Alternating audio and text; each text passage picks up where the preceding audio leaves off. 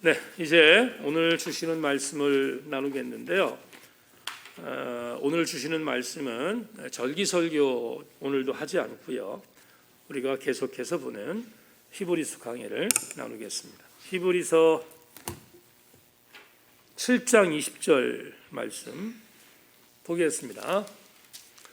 히브리서 7장 20절 말씀부터 마지막 28절까지 말씀을 보겠습니다. 제가 말씀을 읽겠습니다. 히브리서 7장 20절부터 28절. 또 예수께서 제사장이 되신 것은 맹세 없이 된 것이 아니니 그들은 맹세 없이 제사장이 되었을 때 오직 예수는 자기에게 말씀하신 이로 말미암아 맹세로 되신 것이라. 주께서 맹세하시고 뉘우치지 아니하시리니 내가 영원히 제사장이라 하셨도다. 이와 같이 예수는 더 좋은 언약의 보증이 되셨느니라. 제사장 된 그들의 수요가 많은 것은 죽음으로 말미암아 항상 있지 못함이로되 예수는 영원히 계심으로 그 제사장 직분도 갈리지 아니하느니라. 그러므로 자기를 힘입어 하나님께 나아가는 자들을 온전히 구원하실 수 있으니 이는 그가 항상 살아계셔서 그들을 위하여 간구하심이라. 이러한 대제사장은 우리에게 합당하니 거룩하고 악이 없고 더러움이 없고 죄인에게서 떠나 계시고 하늘보다 높이 되신이라. 그는 저 대제사장들이 먼저 자기 죄를 위하고 다음에 백성의 죄를 위해 날마다 제사를 드리는 것 같이 할 필요가 없으니 이는 그가 단번에 자기를 드려 이루셨음이라. 율법은 약점을 가진 사람들을 제사장으로 세웠거니와 율법이 하신 맹세의 말씀은 영원히 온전하게 되신 아들을 세우셨느니라. 아멘. 아주 오래전에 제가 심야 기도회를 우리 교회에서 또 직전교회에서 할 때 정말 많이 불렀던 찬양인데 한번 힘있게 찬양해 봅시다. 사람을 보고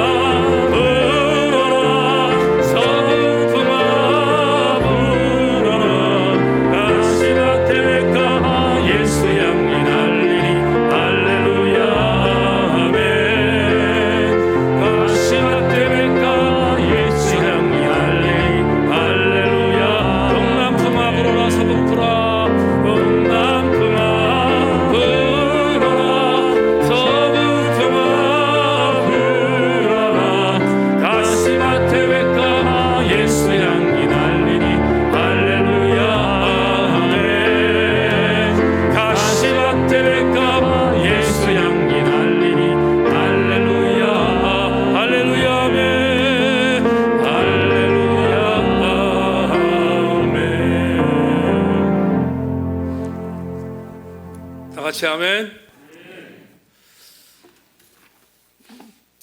제가 이런 찬양을 부르면 제 아들이 그래요. 아버지, 가요 무대 나오는 노래 좀 부르지 말라고 저한테 그렇게 얘기하거든요. 근데 이게 좋은데 어떻게 할 수 없지 뭐. 여러분, 이 찬양이 우리 많은 사람들에게 옛날에 많이 불렀던 찬양인데 사람보다 세상보다 하나님 보면서 은혜가 있는 우리들 되기를 지속적으로 소망하고 또 그렇게 되기를 바랍니다. 오늘은 특별한 순서를 좀 갖겠습니다. 어버이 주일을 맞이해서 양호와 양진이가 서울에서 내려왔는데 엄마와 함께 특송을 하겠습니다. 나오셔서 같이 감당해 주기 바랍니다.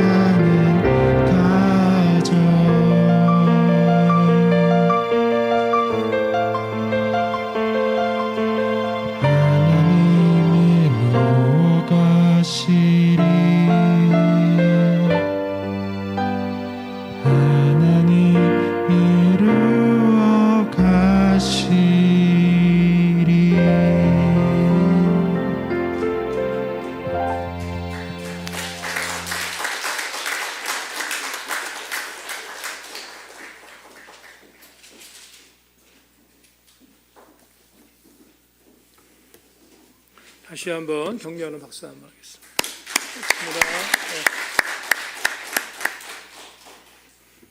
고맙습니다. 양우가 장기 복무 심사에 5월 달에 들어가서 지금 경쟁률이 굉장히 좀 많이 있는데 기도하고 있습니다. 좋은 결과 있을 수 있도록 기도해 주시기를 부탁하고,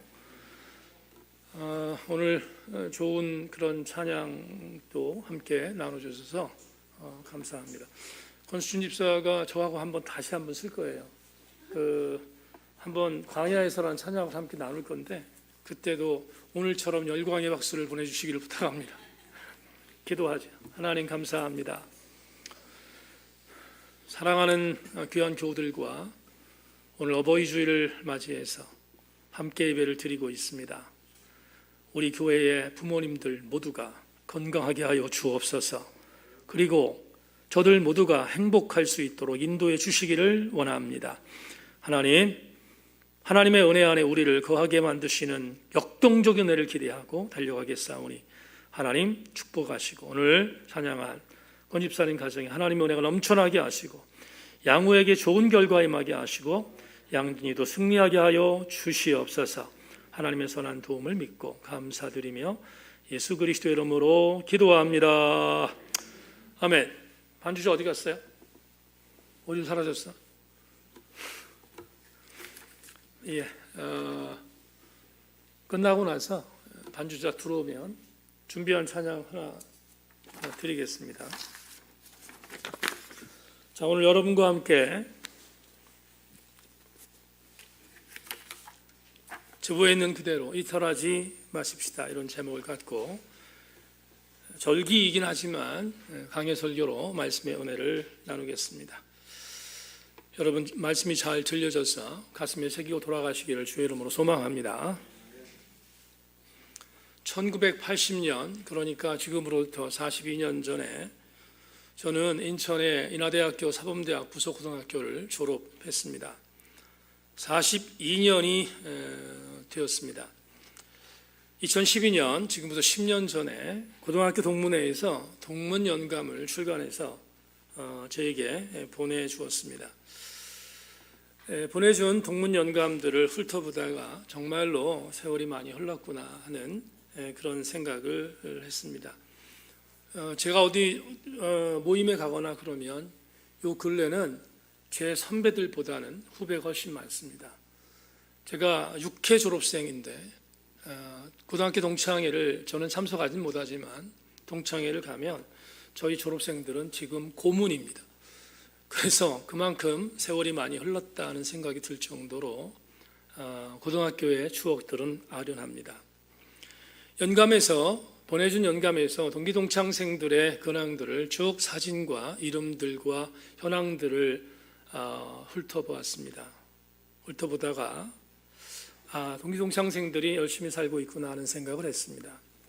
정계, 재계, 문화예술계, 의료계, 체육계 각각의 지역에서, 필드에서 열심히 일하고 있는 것을 봤고요. 심지어 연예계에서도 일하는 친구가 있는 것을 보게 되었습니다.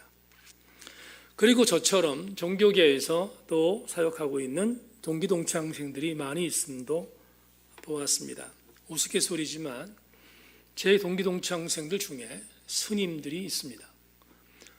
스님들과 만나진 못했지만 그 친구들과 그 사진과 안감을 이렇게 보면서 고등학교 시절 때 이 친구가 스님이 될 소양이 있었나를 생각해 보니까 맞아 떨어졌습니다. 그렇구나.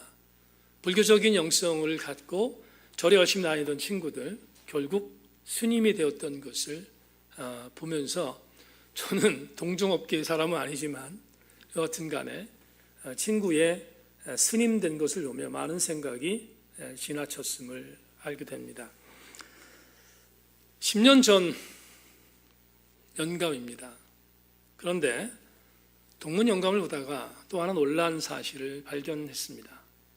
그건 뭔가 하면 분명히 42년 전 고등학교 캠퍼스에서 함께 동고동락하며 함께 미래를 꿈꾸었던 친구들 중에 많은 수는 아니지만 적지 않은 수가 사진과 동문연감에서 삭제된 것입니다.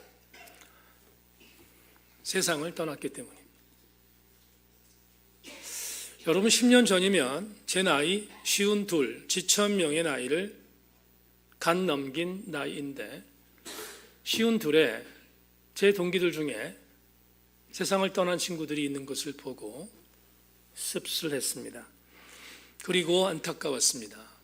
정말 친하게 친한 친구가 세상을 등진 걸 보면서 여러 가지 만감이 교차했습니다. 동문영감에 세상을 등진 친구들을 생각하다가 시편 기사의 한 구절이 떠올랐습니다. 시편 90편에서 시인은 이렇게 읊었습니다. 주의 목전에는 천년이 지나간 어제 같으며 밤의 한순간 같을 뿐임이니이다. 주께서 그들을 홍수처럼 쓸어가시나이다. 그들은 잠깐 자는 것 같으며 아침에 돋는 풀 같으니이다. 풀은 아침에 꽃이 피어 자라다가 저녁에는 시들어 마르나이다. 우리 인생이 그렇습니다. 우리 인생은 아침에 피었다가 저녁에 시드는 풀의 꽃과 같은 모습을 우리들이 갖고 있음을 유감스럽지만 인정해야 합니다. 주차장 건너편에 있는 장로교회 바로 건너편에 있는 집에 봄이 되면 제일 먼저 피는 꽃이 있습니다. 목련입니다. 그 목련이 필 때쯤 되면 그 집에 목련이 얼마나 아름다운 자태로 피는지 홀딱 반할 때가 많습니다. 그런데 아시는 것처럼 목련은 오래 피어 있지 못합니다. 아시는 분은 아시겠지만 세상의 꽃들 중에 꽃이 시들 때 예쁜 꽃이 어디 있겠습니까? 그러나 목련만큼 정말로 추한 꽃이 있을까 생각할 정도로 목련이 떨어질 때 그 모습은 정말로 안타까울 정도로 추합니다. 인간이 왜 인간인가? 유한하기 때문입니다. 목련의 꽃처럼 피었다가 사라질 때가 오기 때문입니다. 그래서 인간은 유한한 존재임을 부인할 수 없습니다. 이 땅에 태어난 모든 인간들은 반드시 죽습니다. 오죽하면 셋의 아들을 에노스라고 이름 지었겠습니까? 에노스라는 히브리어 에나는 반드시 인간은 죽는다는 뜻입니다. 그러기에 인간이 반드시 죽는다는 것을 알았던 그때부터 창세기 기자는 이렇게 말합니다. 비로소 하나님의 이름을 불렀더라. 그렇다면 인간이 죽는다는 것은 인간이 극복할 수 없는 절망인 것이 분명합니다. 인간이 극복할 수 없는 절망, 그 절망이 죽음이라면 인간은 어떤 태도로 살아야 하겠습니까? 두 가지입니다. 첫째는 메멘토 모리, 반드시 인간은 죽는다는 것을 기억하며 사는 것입니다. 얼마 전 작고한 이어령 박사가 메멘토 모리를 외치며 세상을 떠났습니다. 인간은 반드시 죽는다는 것을 인정하며 살아가는 것은 인간이 지혜로운 삶의 방법이라고 이어령 박사도 말했지만 수많은 현자들이 우리에게 알려주고 있습니다. 두 번째 방법이 있습니다. 인간이 반드시 죽는다는 것을 기억하며 사는 것도 지혜롭지만 또 한 가지는 그러기에 유한한 존재인 우리가 무한하신 하나님을 의지하며 사는 것입니다. 무한하신 하나님을 의지하고 사는 백성들은 지혜로운 또 다른 삶이 우리에게 있다는 것을 인정하고 사는 백성들입니다. 오늘 본문은 바로 이 점에 있어서 우리에게 대단히 중요한 위로와 권면과 그리고 우리에게 적지 않은 감동을 주는 말씀입니다. 오늘 본문 유한한 인간인 우리에게 반드시 죽는 우리에게 두 번째 방법으로 무한하신 하나님을 믿는 자들에게 주어지는 은혜가 있음을 우리에게 알려주기에 적절한 본문 텍스트가 아닐 수 없습니다. 여러분에게 본문 여행으로 초대하겠습니다. 오늘 제일 먼저 살펴볼 말씀은 24절과 25절의 본문입니다. 예수는 영원히 계심으로 그 제사장 직분도 갈리지 아니하느니라. 그러므로 자기를 힘입어 하나님께 나아가는 자들을 온전히 구원하실 수 있으니 이는 그가 항상 살아계셔서 그들을 위하여 간구하심이라. 다 같이 아멘. 이 구절이 낯설지 않습니다. 왜 낯설지 않냐면 지금 24절과 25절은 여기에만 있는 구절이 아니기 때문에 그렇습니다. 우리가 보는 성경 대단히 많은 곳에서 이와 똑같은 문자로 아니면 약간 다른 문자로 그러나 똑같은 의미의 메시지가 다른 성경에도 수없이 기록되어 있기 때문입니다. 어떤 걸까요? 어떤 것이 우리에게 낯설지 않게 들릴까요? 두 가지인데, 첫째, 예수님은 영원히 계시는 분이십니다. 아멘. 예수님은 영원히 계시는 분이라는 이 문장은 전혀 낯설지 않습니다. 또 하나 위로가 되고 낯설지 않은 문장이 하나 있습니다. 그 예수님은 항상 살아계셔서 오늘 저와 여러분을 위하여 중보해 주시는 분이라는 사실, 이게 또 다른 낯설지 않은 문장입니다. 근데 오늘 24절과 25절은 이것을 묶어서 우리에게 전하여 주고 있지 않습니까? 다시 한 번만 24절 25절 예수는 영원히 계심으로 그 제사장 직분도 갈리지 아니하느니라. 그러므로 자기를 힘입어 하나님께 나아가는 자들을 온전히 구원하실 수 있으니 이는 그가 항상 살아계셔서 그들을 위하여 간구하심이니라. 그렇습니다. 아멘입니다. 얼마나 우리에게 위로가 되는 메시지인지 모릅니다. 그러면 히브리 저자가 왜 예수님은 영원히 살아계시는 분이고 왜 예수님은 우리를 위하여 중보하는 영원히 존재하는 분임을 본문에서 밝혔을까요? 우리는 이미 히브리서 강해를 계속 나누고 있기 때문에 그 의미를 알 수 있습니다. 그 이유는 23절 때문입니다. 자, 23절 볼까요? 23절 이렇게 되어 있습니다. 제사장 된 그들의 수요가 많은 것은 죽음으로 말미암아 항상 잊지 못함이로되. 설명하죠. 우리는 지난 강해를 통해서 레위 지파는 제사장 지파임을 배웠습니다. 그리고 그 레위 지파 속에서 아론, 모세가 나왔음도 살폈습니다. 그러니까 첫 번째의 대제사장을 아론으로 세운 것은 마땅합니다. 왜냐하면 레위의 계열과 레위의 반차 속에 있는 사람이었기 때문입니다. 그런데 레위의 반열에 있었던 그리고 세워졌던 제사장들 어떻게 됐습니까? 23절에 의하면 그 레위의 제사장들의 수요가 많다? 왜 그랬을까? 당연하지 않습니까? 레위의 반차에 있었던 제사장들은 인간이니까, 유한하니까 죽었지 않겠습니까? 그러니까 죽으면 또 다른 제사장을 세울 수밖에 없었습니다. 여러분, 이스라엘의 아주 유명한 역사 소설가인 조세푸스의 추론을 그랜트 오스본 교수가 본인의 주석에서 이렇게 인용합니다. 역사가 요세푸스는 최초의 대제사장 아론으로부터 주 70년의 두 번째 성전 파괴가 이르기까지 83명의 대제사장이 이스라엘을 섬겼다고 추정한다. 대단히 설득력이지 않습니까? 최초의 대제사장 아론이 세워진 것이 여러분 모세가 홍해를 가른 것을 1400년대 주전 1400년대로 볼 때 주 70년 헤롯 성전이 무너질 때까지의 그 기간 동안 세워졌던 제사장의 수가 83명 충분히 설득력이 있습니다. 그렇습니다.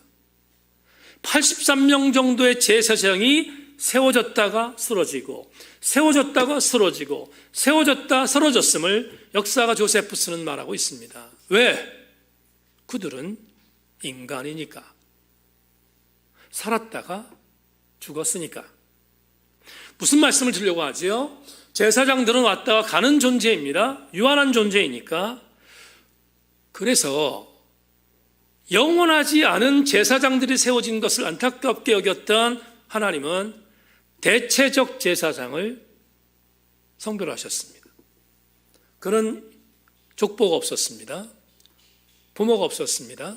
근원이 없었습니다. 심지어 그는 영원한 제사장이라고 말할 정도로 극찬받은 사람입니다.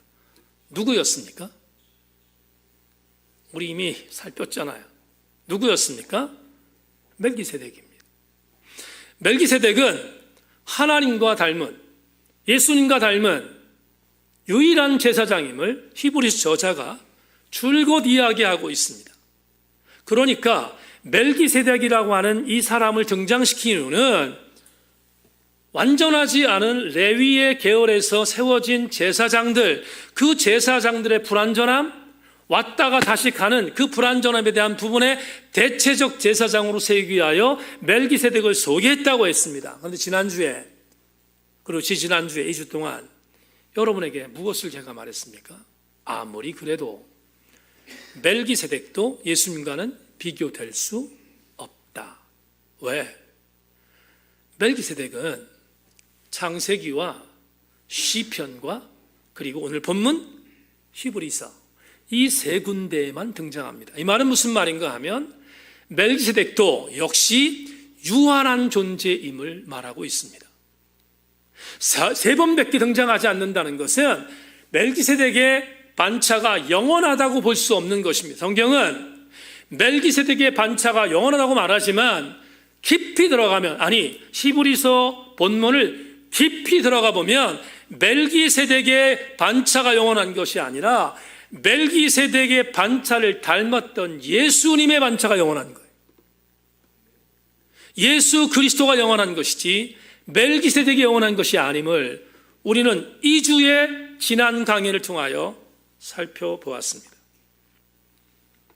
그래서 멜기세덱도 위대한 사람으로 인정받지만 영원하다고 말하기는 궁색하여 오늘 본문 26절과 28절이 생긴 것입니다.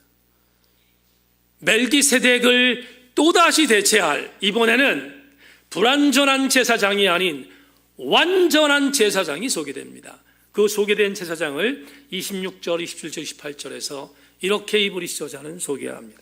이러한 대제사장은 우리에게 합당하니 거룩하고 악이 없고 더러움이 없고 죄능에서 떠나 계시고 하늘보다 높이 되시니라.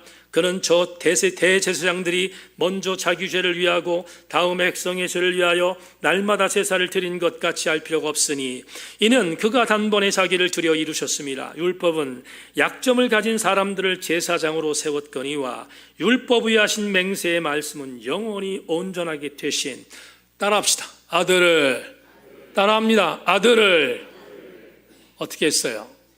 세우셨습니다. 여러분, 이 구절은 담임 목사의 부연 설명이 좀 필요합니다. 조금만 더 경청해 주십시오. 레위의 계보를 통하여 세워진 제사장들은 불완전하다고 했습니다. 왜?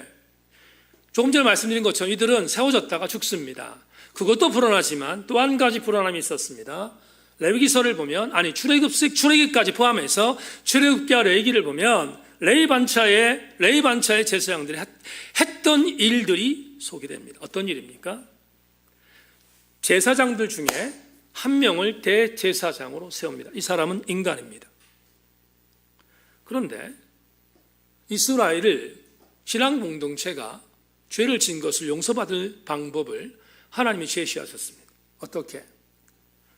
이스라엘의 공동체적인 죄를 용서받기 위해서는 반드시 이렇게 하라, 그런 명령을 내린 게 있는데, 제사장 중에 대제사장을 뽑아서 이스라엘 원력으로 7월 1일부터 7월 9일까지를 속죄기간이라고 합니다. 그 속죄기간에 모든 이스라엘 백성들은 모든 일을 멈추고 하나님께 죄를 회개하는 기간으로 삼아라. 그런 뒤에 마지막 날 욤 키푸르라고 합니다. 마지막 날 욤 키푸르, 우리나라 말로 번역하면 대속죄의 날이 됩니다. 7월 10일인데 그날 뽑힌 대제사장은 방울을 허리에 메고 에봇을 입고 그리고 지성소로 들어가라. 지성소에 들어가서 인류라기보다는 이스라엘 신앙 공동체입니다.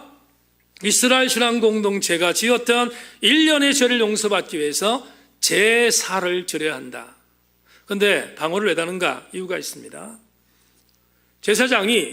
대제사장이 대제사장으로 뽑혔다고 해서 무조건 지성소에 들어가면 안 됩니다. 왜냐하면 제일 먼저 검증할 게 있는데 이 대제사장도 자기의 죄를 용서받아야 합니다. 그래서 자기의 죄를 용서받기 위하여 제물을 준비해서 하나님께서 내 죄를 사했다라는 분명한 확신이 있을 때 지성소로 들어갑니다. 근데 그 증거가 어디 있는가? 허리에 방울을 메고 들어갑니다. 왜? 소리가 들리면 살아있는 거고 소리가 안 들리면 죽은 것입니다. 다른 말로 표현하면 제사를 드렸어도 온전한 제사를 드리지 못했으면 지성소에 들어간 대제사장은 죽습니다. 정말로 행운으로 대제사장이 들어간 데 살았습니다. 그러면 5가지의 제사를 드립니다. 어떤 것? 번제, 화목제, 속죄제, 속건제, 곡물로 드리는 소제까지 포함하여 1년의 제사를 드림으로 이스라엘 신앙 공동체가 지었던 죄를 제물을 드림으로 용서받는 날, 그날이 욤 키푸르 대속죄일입니다. 딱 하루가 이스라엘 신앙 공동체가 용서받는 날이었습니다. 얼마나 복잡합니까? 얼마나 번거롭습니까? 얼마나 불완전합니까? 왜? 대제사장도 죽으면 또 다른 대제사장을 세우는 번거로움이 있지 않아요? 그런데 오늘 본문은 이것을 일소하는 메시지가 기록되어 있습니다.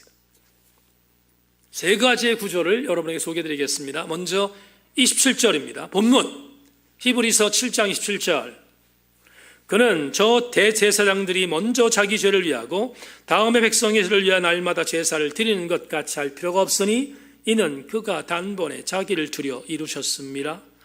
2번째 구절 히브리서 9장 6절 7절입니다. 이 모든 것을 이같이 예비하였으니 제사장들이 항상 첫 장막에 들어가 섬기는 예식을 행하고 오직 둘째 장막은 대제사장이 홀로 1년에 한 번 들어가되 자기와 백성의 허물을 위하여 드리는 피 없이 아니하나니. 마지막 3번째, 언젠가 제가 간증했죠?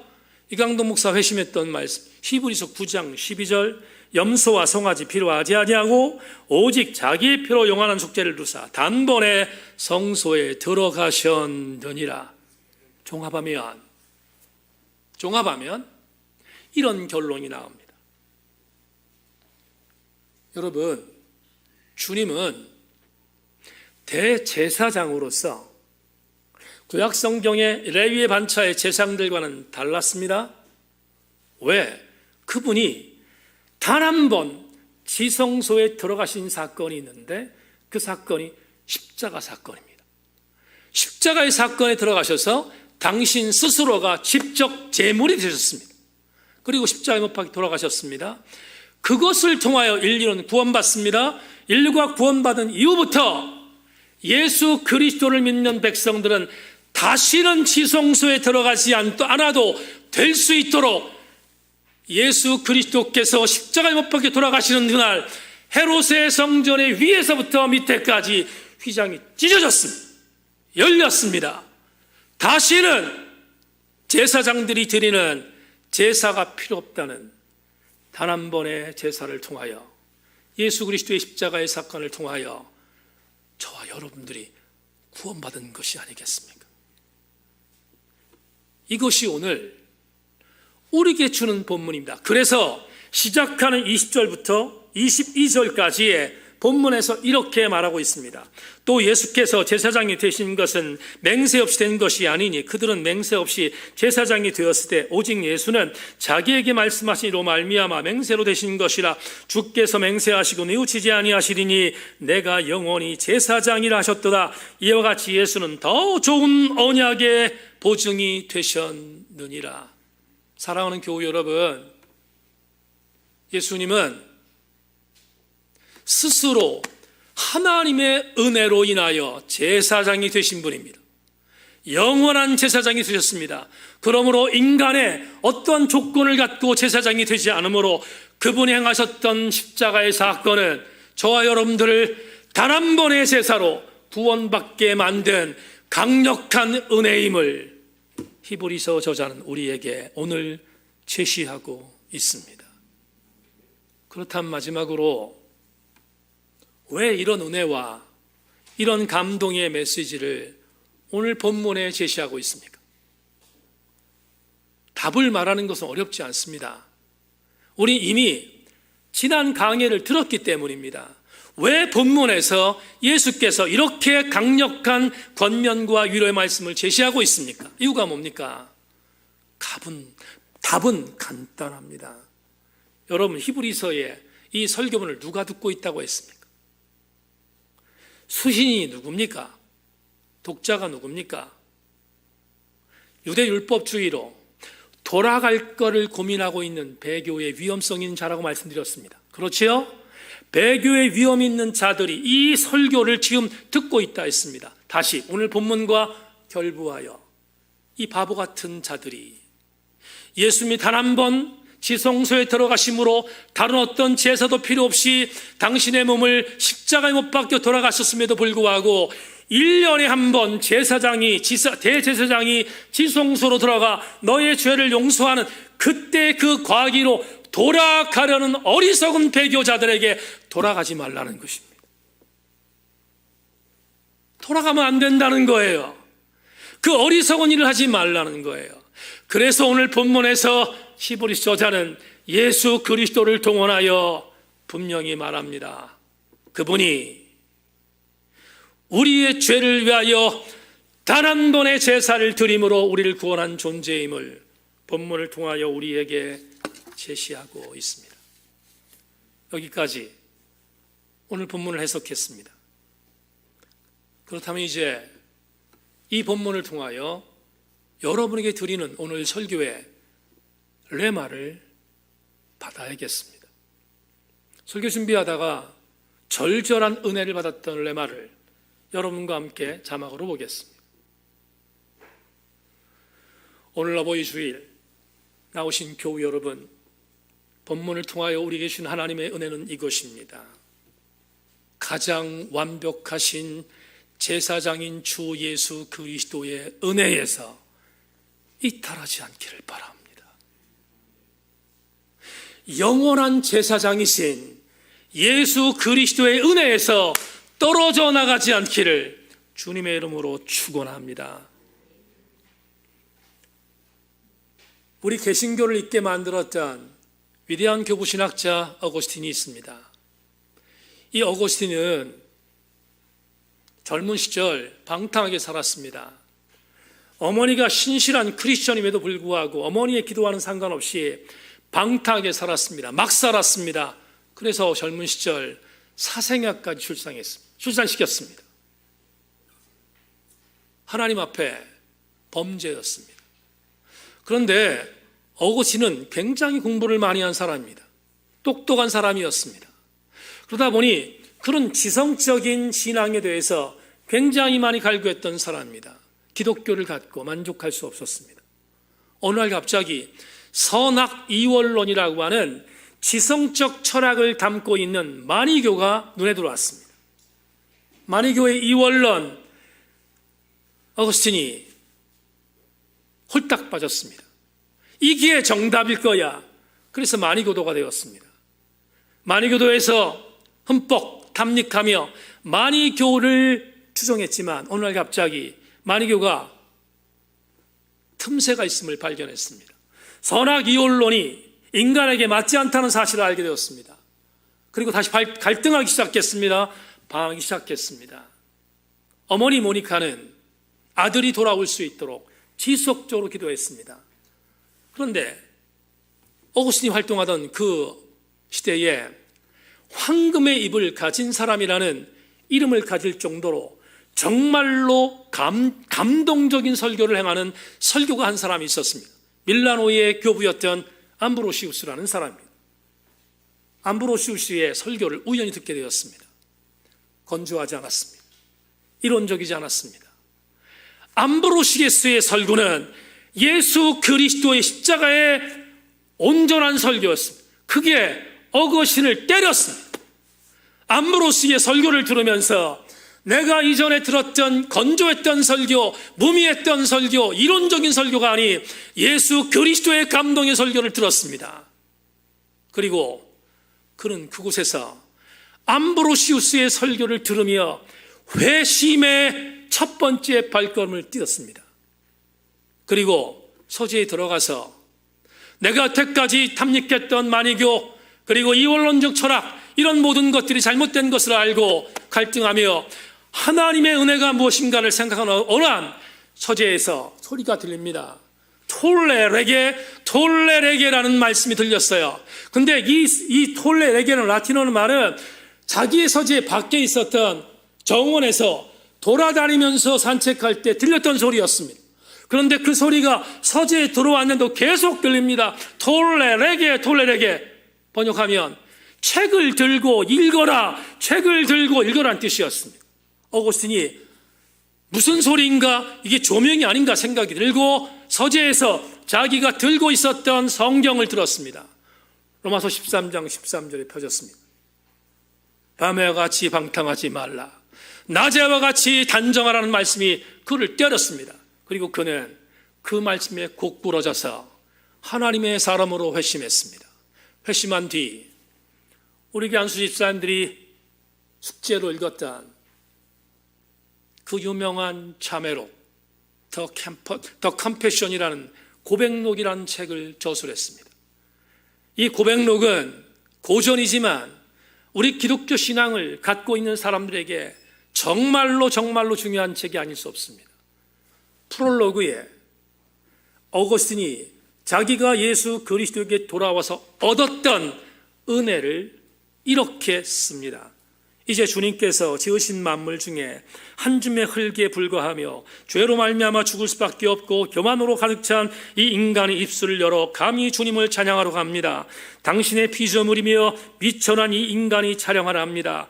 당신은 당신을 찬양하는 기쁨을 누리라고 우리를 깨우고 있습니다. 그 다음에 마지막 문장에서 이렇게 말합니다. 그동안 허랑방탕했던 본인의 모든 삶을 뉘우치며 드디어 그의 강력한 신앙 고백을 컴패션의 프롤로그에서 이렇게 말합니다. 우리는 오로지 당신을 위해 책임받았나니 우리 영혼은 당신 안에서 쉼을 얻기까지 평안을 모릅니다.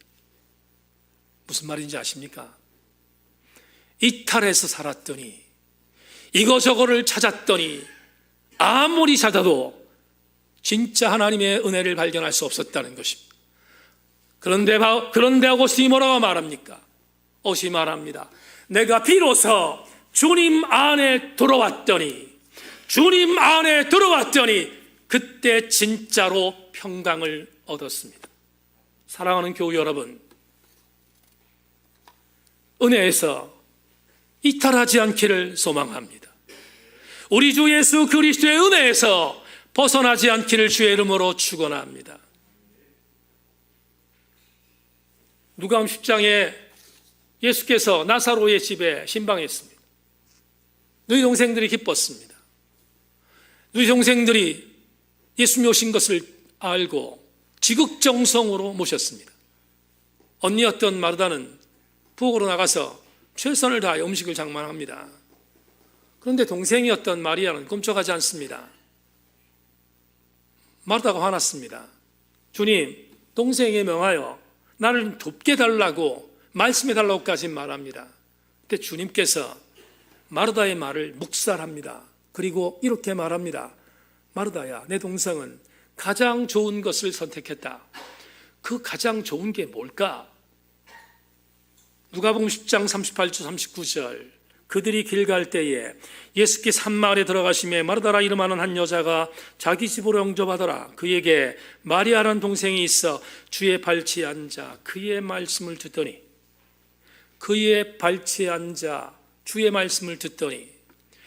왜 예수께서 마르다의 봉사를 마리아의 일보다 소홀히 여기셨을까?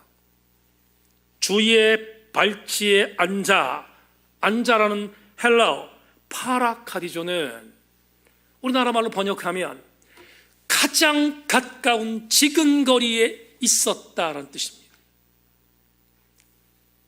마리아의 가장 강력한 은혜는 주님의 은혜에 가장 가까이 있었다는 것입니다. 주님의 은혜에서 떨어져 나가지 않으려고 몸부림쳤다는 데 있습니다. 여러분 모두 마르다보다 마리아처럼 주님의 은혜에서 가장 가까운 곳에 있기를 주님의 이름으로 축원합니다. 그래야 이탈하지 않기 때문입니다. 한 가지 더, 룻기서 1장 14절을 보면 룻기서 1장 14절에 중요한 동사가 나옵니다. 그들이 소리 높여 다시 울더니 오르바는 그의 시어머니에게 입맞추되 룻은 그를 붙쫓았더라. 여러분, 시어머니 나오미가 베들레헴으로 돌아갑니다. 돌아갈 때 두 명의 며느리 중에 첫 번째 며느리는 나오미를 떠나갔습니다. 그런데 둘째 며느리도 떠나라고 하는 시어머니 명령에 룻은 저항합니다. 그 저항을 룻기 역사가는 이렇게 말했습니다. 룻은 그를 붙쫓았더라. 룻은 그를 붙쫓았더라. 히브리어 다박트라는 단어를 붙쫓았다라는 단어로 썼습니다. 이걸 우리나라 말로 다시 재번역하면 이런 뜻입니다. 바짝 붙어 있었다. 시어머니 나오미의 길이 복된 길이며 하나님의 길인 것을 알았던 룻은 혹여나 시어머니의 동선에서 떨어져 나갈까봐 시어머니 동선에 가장 가까운 데 서서 붙어 있었음을 성경이 제시합니다. 한 가지만 더, 사도행 18장 5절에 실라와 디모데가 데살로니가와 마케도니아 위쪽에서 활동하다 고린도에서 외롭게 사역하는 바울에게 옵니다. 바울에게 와서 바울이 사역하는 것을 돕습니다. 그런데 와서 보니 바울이 죽기를 각오하고 예수가 그리스도인 걸 증거합니다. 여러분, 고린도 지역에서 예수가 그리스도라고 증거하는 것은 목숨 건 일입니다. 왜냐하면 그리스토스라는 단어는 황제 말고는 붙이면 안 되는 단어였기 때문에. 그런데 바울이 황제가 아닌 예수가 그리스도라고 증거합니다. 너무 놀랐습니다. 실라와 디모데가 어떻게 바울이 저렇게 담대하게 바뀌었지 생각했는데 사도행 18장 5절에서 그 증거를 이렇게 듭니다. 실라와 디모데가 마케도냐로부터 내려오매 바울이 하나님 말씀에 붙잡혀, 따라합시다. 붙잡혔다는 단어, 시내꼬라는 단어를 이렇게 해석합니다. 동서남북에서 어떤 한 소를 몹니다. 그런데 동서남북의 소를 모니까 소가 다른 한쪽으로 빠져나갈 구석이 없습니다. 빈틈이 없습니다. 철저하게 소를 모는 작업을 시내꼬라고 합니다. 시내꼬가 붙잡혔다는 단어입니다. 사랑하는 교우 여러분, 하나님 말씀에 붙들리기를 소망합니다. 오늘 말씀을 맺으며 우리 교우들이 이탈하지 않기 위하여, 하나님의 은혜에 이탈하지 않기 위하여 여러분에게 전한 붙들리는 것, 붙잡히는 것, 그것은 바로 우리 주 예수 그리스도의 말씀에 붙들리는 것임을 명심하고 우리 모두 함께 영원한 제사장이신 예수 그리스도에게 붙들릴 수 있기를 주님의 이름으로 축원합니다. 말씀 맺겠습니다. 지난 주간 오늘 광고한 것처럼 최정환 안수 집사님 둘째 정훈이가 골절상을 당해서 그곳에 핀을 고정하는 수술을 지난 주간 했습니다. 그런데 최정환 안수 집사가 제일 첫 번째 아들의 수술을 알리면서 저에게 보낸 것은 문자였습니다. 문자로 제게 이렇게 보냈습니다. 목사님, 정훈이가 내일 정오로 수술 시간이 잡혔습니다. 기도 제목은 먼저 마취 주사가 잘 진행되는 것과 집도이의 손을 통해 과도한 절개가 아닌 최소한의 절개로 핀 삽입이 되기를 바라는 것입니다. 자식놈으로 인해 목사님 속을 시끄럽게 하네요 라고 문자를 보냈습니다.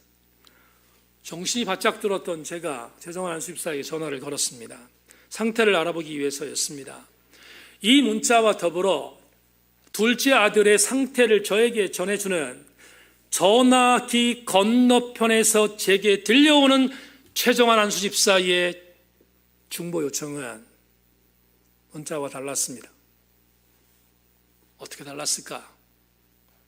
문자는 문자였지만 목소리에서 들리는 최정환 안수집사의 중보 요청은 피토함이었습니다. 아들이 내일 전신 마취를 해서 수술할 계제 있는 아버지의 마음, 우리 중에 다 경험해 본 부성애가 있고 무성애가 있지 않습니까? 그것을 어떻게 이론으로 설명합니까? 아들의 전신 마취를 앞두고 절절하게 기도 부탁을 하는 아버지의 마음을 어떻게 이론으로 설명할 수 있습니까? 설명할 수 없습니다.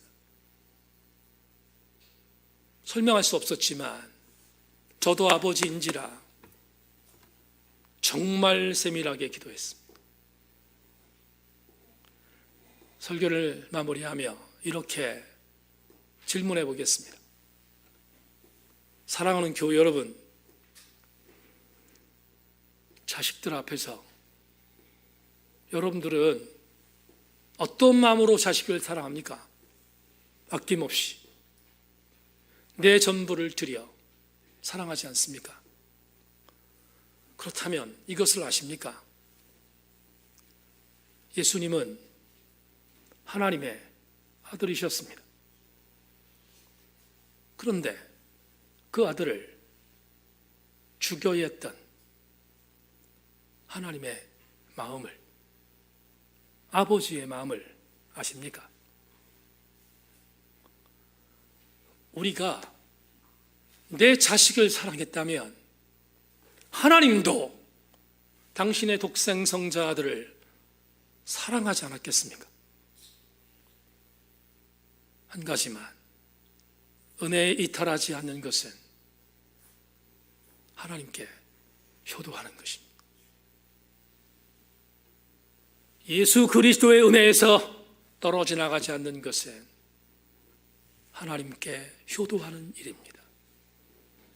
우리 모두 함께 어버이 주일 공교롭게 주신 텍스트의 말씀을 통하여 하나님의 은혜에서 이탈하지 않기를, 그래서 주님께 효도하는 우리 모두가 되기를 주의 이름으로 축원합니다. 하나님 감사합니다. 주의 말씀 나누었습니다. 존귀하신 주여, 오늘 사랑하는 귀한 교우들과 말씀을 나누었는데 은혜에서 이탈하지 않는 것, 그게 하나님께 효도하는 것임을 명심하고 우리 함께 예수 그리스도의 은혜 안에서 머물게 하여 주시옵소서. 감사드리며 예수 그리스도의 이름으로 기도하옵나이다. 아멘.